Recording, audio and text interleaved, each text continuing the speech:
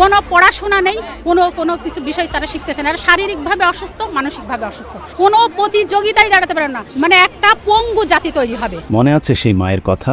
অতি সাধারণ সেই মায়ের অসাধারণ কথাগুলো এখনো মাঝে মধ্যেই আমার কানে বাজে। একটা বাচ্চা যদি লক্ষ্য না থাকে, উদ্দেশ্য না থাকে, জীবনে প্রতিযোগিতা না থাকে, সে কি কখনো বড় হতে পারবে? কথা আছে, কোনো জাতিকে ধ্বংস করতে হলে আগে সে জাতির শিক্ষা ব্যবস্থাকে ধ্বংস করে দাও। সেই ফর্মুলাতে অত্যন্ত পরিকল্পিতভাবে একটি জাতিকে ধ্বংস করে দেয়া হচ্ছে আমাদের চোখের সামনেই। আর আমরা দেখেও না দেখার, শুনেও না শোনার ভান ধরে বসে আছি, কারণ আমাদের ধারণা জাতি, দেশ, সমাজ এত কিছু ভাবার কি প্রয়োজন?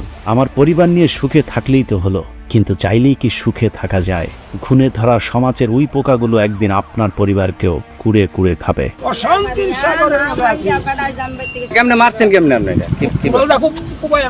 এই তো কদিন আগের ঘটনা, গাজীপুর জেলার কালীগঞ্জ থানার জামালপুর গ্রামের এক বৃদ্ধ বাবা তার কলিজার টুকরা সন্তানকে কুড়াল দিয়ে কুপিয়ে হত্যা করেছিল।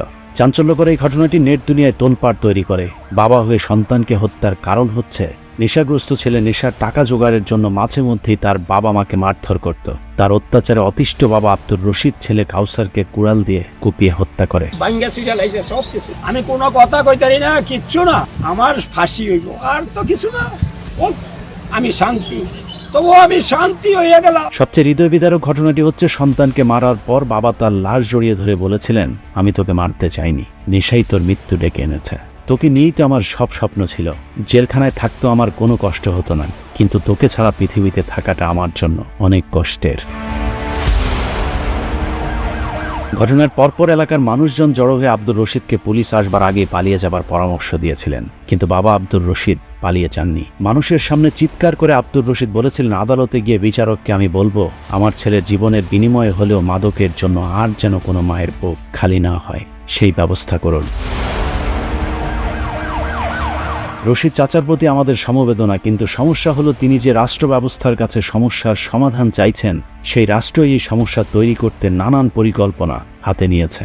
প্রশ্ন করবেন কিভাবে? চলুন দেখা যাক। আমি তোমাদের কাছে স্মার্ট বাংলাদেশ। পৃথিবীর ইতিহাসে প্রথম দেশ হিসাবে ডিজিটাল থেকে স্মার্ট জগতে পা দেয় আমাদের দেশে অনেক বড় বড় রাস্তা, ব্রিজ, ফ্লাইওভার, এমনকি নদীর ভেতর দিয়ে টানেলও তৈরি হয়েছে। 2 লাখ টাকার বালিশ, 2.5 লাখ টাকার হাতুড়ি কিংবা 6 লাখ টাকার পর্দায় বানানো এসব অবকাঠামো কার টাকায় হয়েছে? কার লাভ, কার ক্ষতি, কার পকেটে কত ঢুকেছে? বিদেশ থেকে আনা এসব লোনের টাকা কাকে শোধ দিতে হবে, কিংবা মাথা পিছু আমাদের এখন ঋণের পরিমাণই বা কত? এসব নিয়ে অনেক আলোচনা করেছে, আজ না হয় সে আলোচনায় নাই বা গেলাম। অর্থ সংকট সামাল দিতে ঋণ নির্ভরতা বাড়িয়েছে সরকার। সংকটে অভ্যন্তরীণ আয় কমে গেছে, ঋণ বাড়ছে। বিদেশি ঋণ পরিশোধের চাপ বাড়ছে। বিদেশি ঋণ পরিশোধ নিয়ে চাপ কমছেই না। অর্থনীতির এমন ভারী হিসেব আপনাকে না বুঝলেও চলবে।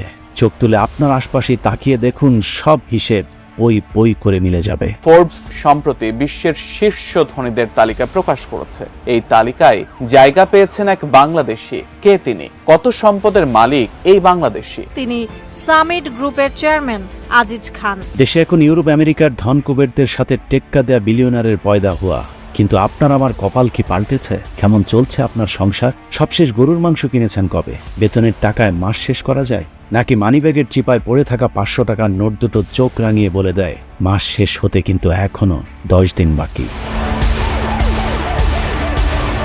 ঘরে ঘরে মানুষ কি চাকরি পেয়েছে, নাকি বেকারত্বের অভিশাপ নিয়ে অন্ধকার জগতে হারিয়ে যাওয়া যুবকের সংখ্যাটা মহল্লায় আগের চেয়েও অনেক বেড়েছে? মাদকসেবী আর বিক্রেতাদের উৎপাদ কি আগের চেয়ে কমেছে, নাকি বাদাম বিক্রেতাদের মতো ইয়াবার ভ্রাম্যমান ব্যবসায়ীরা এখন ঘরে ঘরে মরণ নেশা ইয়াবা পৌঁছে দিচ্ছে? দেশে মাঝে মধ্যে আলু, তেল, পেঁয়াজের সংকট হয়, কিন্তু ইয়াবা ফেন্সিডিলের সরবরাহে কোনো সংকট নেই। সরকার আইন করে দিয়েছে 18 বছরের নিচে কেউ মদ খেতে পারবে না। তার মানে 18 বছর হবার পর মদ খাওয়া শুরু করো। যে কারণে মদ এখন পানির মতোই সাধারণ পানীয়। বিয়ে, জন্মদিনের পার্টি তো আছে, এমনকি শবে বরাতের রাতেও অতিরিক্ত মদ পানে আমাদের দেশে স্মার্ট শিক্ষার্থীর মৃত্যুর ঘটনাও ঘটেছে। সমাজের এরকম সরল চিত্রে আপনাকে জানিয়ে দেবে কতটা ডিজিটাল আর স্মার্ট হয়েছে আমাদের সোনার বাংলাদেশ। একটু তাকিয়ে দেখুন, ঢাকা শহরের ফুটপাত জুড়ে ভিড় করা ভিক্ষুকের সংখ্যাটা কি আগের চেয়ে কমেছে নাকি বেড়েছে?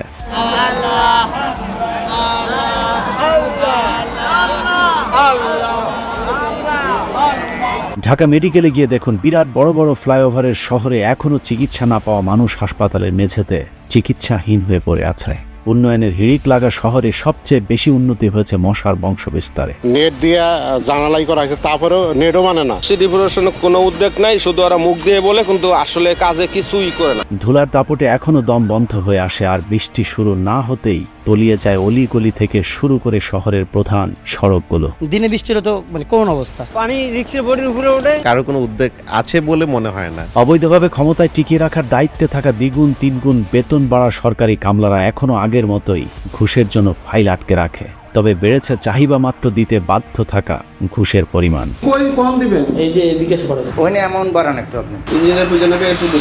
এই যদি হয় অবস্থা, তাহলে কিসের উন্নয়ন, কার উন্নয়ন? দিনকে দিন বাড়ছে বৈষম্য, বাড়ছে দরিদ্র মানুষের সংখ্যা। দারিদ্র্যের কষাঘাতে দেশ ছেড়ে প্রতিদিনই মানুষকে ছুটতে হচ্ছে বিদেশের মাটিতে।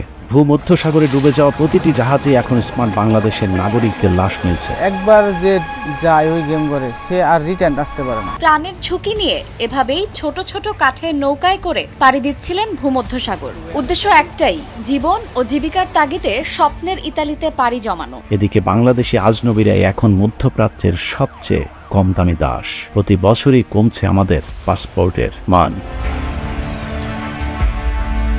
তারপরেও সব সহা জাতির কোনো অভিযোগ নেই। সংসারের চাকা সচল রাখতে প্রতিদিনই হাজার হাজার মানুষ দেশ ছেড়ে পাড়ি জমাচ্ছেন বিদেশের মাটিতে।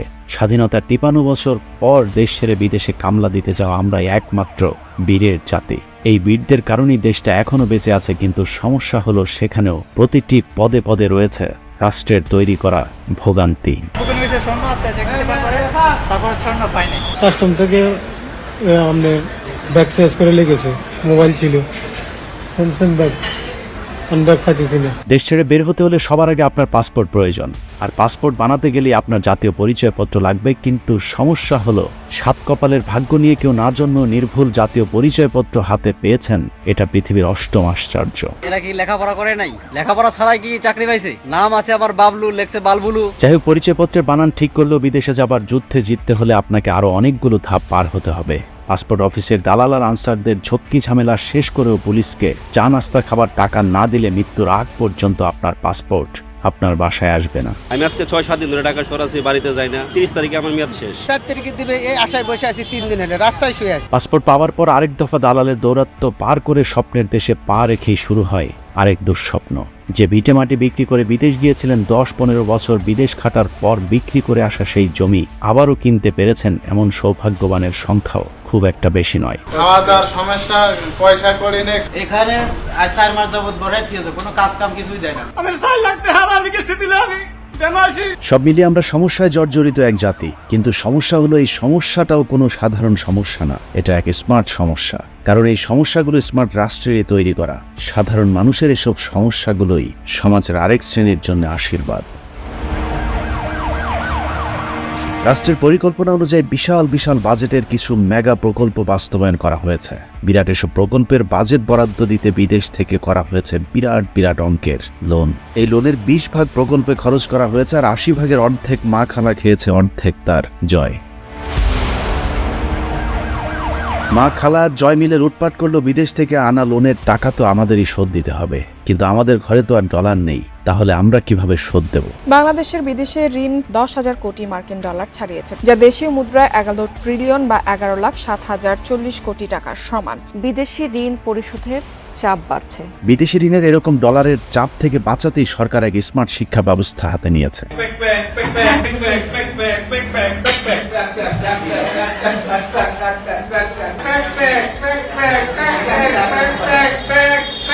যে শিক্ষা ব্যবস্থায় পড়াশোনা শেষ করে আপনার বিদেশে গিয়ে কামলা দেয়া ছাড়া আর কোনো কিছুই করার থাকবে না। জাতিকে আসলে মেধাশূন্য করার জন্যই আসলে এই বর্তমান শিক্ষাক্রম সেটি আসলে চালু করা হয়েছে। তাতেই দেশে ডলার আসবে, আপনি বছরের পর বছর বিদেশ গিয়ে টাকা কামাবেন, আর সরকার আপনার টাকায় বড় বড় ব্রিজ বানাবে। হিসেব আগের মতোই, 20 ভাগ প্রকল্পে আর 80 ভাগ নিজেদের মাঝে লুটপাট। 2024 সালের মাধ্যমিক কারিকুলামে 6ষ্ঠ থেকে 10ম শ্রেণী পর্যন্ত কৃষি শিক্ষা বইটি বাদ দেওয়া হয়েছে। এছাড়া মেয়েদের গার্হস্থ্য অর্থনীতি বইটিও পাঠ্যসূচি থেকে বাদ দিয়ে দেওয়া হয়েছে, যেখানে ছেলেদের জন্য কৃষিকাজের বিভিন্ন প্রশিক্ষণ এবং মেয়েদের জন্য নানা ধরনের গৃহস্থলীর কাজকর্ম সহ ক্ষুদ্র ও কুটির শিল্পের কাজ শেখানো হতো। প্রয়োজনীয় এই বই দুটির পরিবর্তে স্বাস্থ্য সুরক্ষা ও শিল্প সংস্কৃতি নামে দুটি অপ্রয়োজনীয় বিষয় পাঠ্যসূচিতে যুক্ত করা হয়েছে। পরিচর্যা। প্রথমে আমি ঘুমাবো, তারপর বিছানা থেকে কাঁথা এবং বালিশকে সরিয়ে নিতে হবে। তার চেয়েও ভয়ঙ্কর বিষয় হলো আগে কৃষি শিক্ষা এবং গার্হস্থ্য অর্থনীতির সাবজেক্ট দুটো ঐচ্ছিক ছিল, কিন্তু স্বাস্থ্য সুরক্ষা ও শিল্প সংস্কৃতি বই দুটো সবার জন্য আবশ্যিক করা হয়েছে।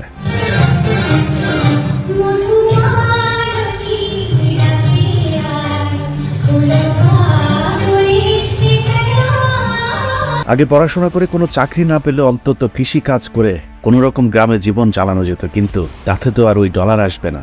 সরকারের প্রয়োজন ডলার, আর সেটা পেতে হলে মানুষকে বিদেশে পাঠাতে হবে। জাতি ধ্বংসের কত বড় মহাযজ্ঞ চলছে তার সাক্ষী স্বাস্থ্য সুরক্ষা ও শিল্প সংস্কৃতি বইয়ের প্রতিটি পাতা। ষষ্ঠ শ্রেণী 44 ও 45 নম্বর পৃষ্ঠায় ছেলে এবং মেয়েদের জন্য আলাদা দুটি গল্প দেওয়া হয়েছে। গল্পের একটিতে মেয়েদের মাসিক বিষয়ক, অপরটিতে ছেলেদের স্বপ্নদোষ এবং বীর্যপাত সম্পর্কে আলোচনা করা হয়েছে। বিষয়টি যদি শুধুই স্বাস্থ্য সচেতনতার জন্য দেয়া হতো তাহলে ছেলে এবং মেয়েদেরকে আলাদাভাবে বিশেষ ক্লাসের মাধ্যমে এসব বিষয়ে সাধারণ ধারণা দেওয়া যেত, কিন্তু তা না করে যৌনতাপূর্ণ এসব বিষয়গুলোকে ছেলে এবং মেয়েদের একসাথে করে আলোচনা করবার ব্যবস্থা করে দেওয়া হয়েছে।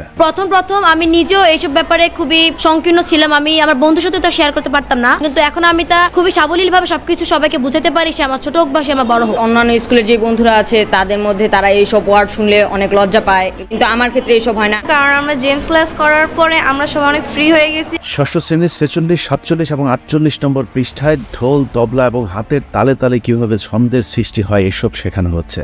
আমরা সবাই রাজা,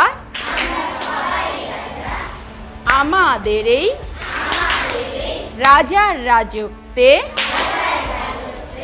কি স্বাস্থ্য সুরক্ষা ও শিল্প সংস্কৃতি বইয়ের 47 থেকে 52 নম্বর পৃষ্ঠায় যৌন শিক্ষা সম্পর্কিত বিভিন্ন ধরনের অপ্রয়োজনীয় অশালীন আলোচনা করা হয়েছে। এছাড়া পরের পৃষ্ঠায় মেয়েদের স্কুলের ব্যাগে সবসময় মাসিকের প্যাড রাখার প্রশিক্ষণও শিক্ষা ব্যবস্থার মাধ্যমেই দেয়া হচ্ছে। সপ্তম শ্রেণীর 53 থেকে 58 নম্বর পৃষ্ঠার পুরো অধ্যায় জুড়ে যৌন শিক্ষা সম্পর্কিত বিশদ আলোচনা করা হয়েছে। অষ্টম শ্রেণীর 71 থেকে 86 নম্বর পৃষ্ঠা পর্যন্ত পুরো অধ্যায় জুড়েই মাসিক কত প্রকার, কি রক্তক্ষরণ, মাসিক বন্ধ হয়ে যাওয়া সহ নানা ধরনের সংবেদনশীল আলোচনা ছেলেদেরকে সাথে নিয়েই মেয়ে শিক্ষার্থীদের শেখানো হচ্ছে। অষ্টম শ্রেণীর শিল্প সংস্কৃতি বইটি দেখলে মনে হবে যেন স্কুল নয়, শিল্পকলা একাডেমি। ক্লাসে বাধ্যতামূলক ছেলে মেয়েদেরকে একসাথে করে নাচ, গান এবং নৃত্যের প্রশিক্ষণের কথা বলা হয়েছে। বইয়ের 24 এবং 25 নম্বর পৃষ্ঠায় দ্বৈত কণ্ঠে শিক্ষার্থীদের গান অনুসরণ করতে বলা হয়েছে। 27 নম্বর পৃষ্ঠায় সাঁওতাল নাচের ভঙ্গিগুলো অনুসরণ করতে বলা হয়েছে। 30 নম্বর পৃষ্ঠায় দলীয়ভাবে সাঁওতালি নাচ, ভাওয়াইয়া গান সহ নৃত্য করতে বলা হয়েছে। 30 নম্বর পৃষ্ঠায় সবাই মিলে তালি দিয়ে গান গাওয়ার অনুশীলন করতে বলা হয়েছে। 75 নম্বর পৃষ্ঠায় জারি গান এবং 95 থেকে 96 নম্বর পৃষ্ঠায় পালা গানের অনুশীলনের কথা বলা হয়েছে। একই অবস্থা নবম শ্রেণীর স্বাস্থ্য সুরক্ষা এবং শিল্প সংস্কৃতি বইটিতে। সেখানেও একইভাবে যৌনতাপূর্ণ পড়াশোনার পাশাপাশি মেয়েদেরকে শিক্ষা দেওয়া হচ্ছে হাডুডু, কাবাডি সহ নানা ধরনের ঝুঁকিপূর্ণ খেলাধুলা, যা বাংলাদেশের প্রেক্ষাপটে একেবারেই অপরিচিত। নবম শ্রেণীর শিল্প সংস্কৃতি বইয়ের 38 থেকে 39 নম্বর পৃষ্ঠায় শেখানো হচ্ছে অভিনয় ও নাচের সময় কিভাবে মাথা দোলাতে হবে। 57 থেকে 58 নম্বর পৃষ্ঠায় দেখানো হয়েছে অভিনয় ও নাচের সময় ঘূর্ণনের অনুশীলনের পদ্ধতিগুলো। এসব কারণে স্কুল কলেজের বিভিন্ন অনুষ্ঠানগুলোতে এখন হার হামেশাই শিক্ষক এবং শিক্ষার্থীদের নাচ, গানের ভিডিও সোশ্যাল মিডিয়াতে ভাইরাল হচ্ছে। এসব ভিডিওগুলো আমাদের কাছে দৃষ্টিকটু মনে হলেও শিক্ষক এবং শিক্ষার্থীদের জন্য খুবই স্বাভাবিক ব্যাপার, কারণ স্কুলের শ্রেণীকক্ষগুলোতে এখন শিক্ষকেরা শিক্ষার্থীদেরকে প্রতিদিনই এসব নাচ, গানের প্রশিক্ষণের ব্যবস্থা করে থাকে।